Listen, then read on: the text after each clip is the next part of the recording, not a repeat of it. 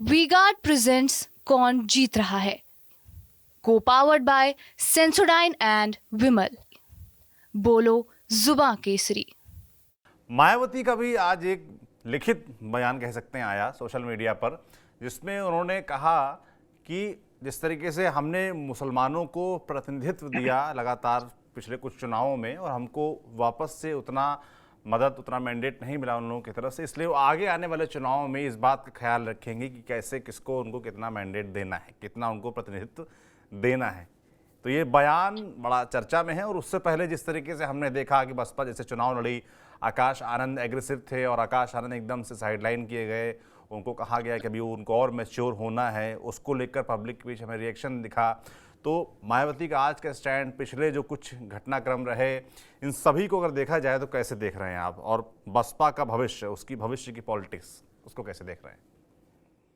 देखिए, मायावती के इस बयान में कुछ ऐसा सरप्राइज एलिमेंट नहीं है। मुझे याद है कि इससे पहले भी एक चुनाव हारी थी, तब उन्होंने एक विवादित बयान दे दिया था। उसमें उन्होंने कहा था कि मुस्लिम जो है वो कट्टरपंथी होते हैं।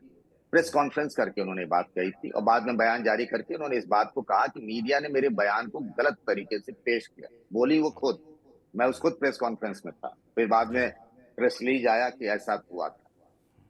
मायावती जो कह रही हैं बहन जी, वो बात सही है। उन्होंने मुसलमानों को बहुत प्रतिनिधित्व दिया, मतलब बहुत टिकट दिया इस बार भी। और यही नहीं, 2022 के विधानसभा चुनाव में भी उन्होंने बहुत टिकट दिया। मुझे लगता है उनके मन में ये बात बैठ गई होगी कि बगल में ये समाजवादी पार्टी है, इन्होंने 4 टिकट दी है। और देखिए, जियाउर रहमान बर्ग जीते, इकरा हसन जीती, वो नदवी भी जीत गए। तो ये जो उनका फोकस है, अफजाल अंसारी, यानी चारों भी चुनाव जीत गए। जीत और गए। हमने इतने को टिकट दिया और कुछ नहीं हुआ। तो उनको इस बात से भी बड़ी क्लेश होगी, बड़ी दिक्कत रही होगी। और देखिए, ये जो बात हम और आप चर्चा कर रहे हैं, ये मुस्लिम समाज जो है बहुत स्ट्रेटेजिकली वोट करता है। उनके लिए समाजवादी पार्टी भी अपना नहीं है। आप याद करिए 2009 का लोकसभा चुनाव, जब मुलायम सिंह यादव ने कल्याण सिंह से हाथ मिला लिया था, तो मुसलमानों के एक बड़े वर्ग ने उनका साथ छोड़ दिया था। उस दौरान आजम खान भी समाजवादी पार्टी से बाहर कर दिए गए थे। उन्होंने खूब एक तरीके से अपना स्टैंड लिया था, अपनी बात कही थी कि क्या हो गया नेताजी को। और उस चुनाव में जो उम्मीद नहीं थी, कांग्रेस को 80 में से 21 लोकसभा सीटों पर जीत मिल गई जी। थी। उसमें तो कमल किशोर कमांडो, जो बहराइच से चुनाव जीते थे, वो नामांकन के दिन पहुंचे थे और तुरंत चुनाव जीत के सांसद भी बन गए। कई लोगों ने तो उनकी शक्ल भी नहीं देखी थी, हमारा उम्मीदवार कौन है, पोस्टर जी। वोस्टर भी नहीं लगे थे। बस लोगों में, मुसलमानों ने तय कर लिया था कि कांग्रेस को जिताना है। तो कांग्रेस का ये मुसलमानों का स्टैंड बदलता रहता है।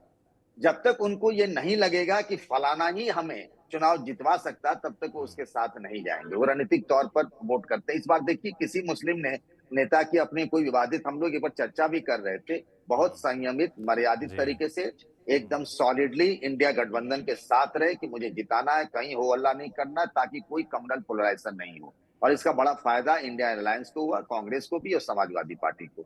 अब बहन जी जो कह रही है कि टिकट देने भर से, अब देखिए ना, समाजवादी पार्टी ने 4 ही तो टिकट दिए, सारा जी। का सारा मुस्लिम वोट कांग्रेस और सपा ने अपने पास बटोर लिया।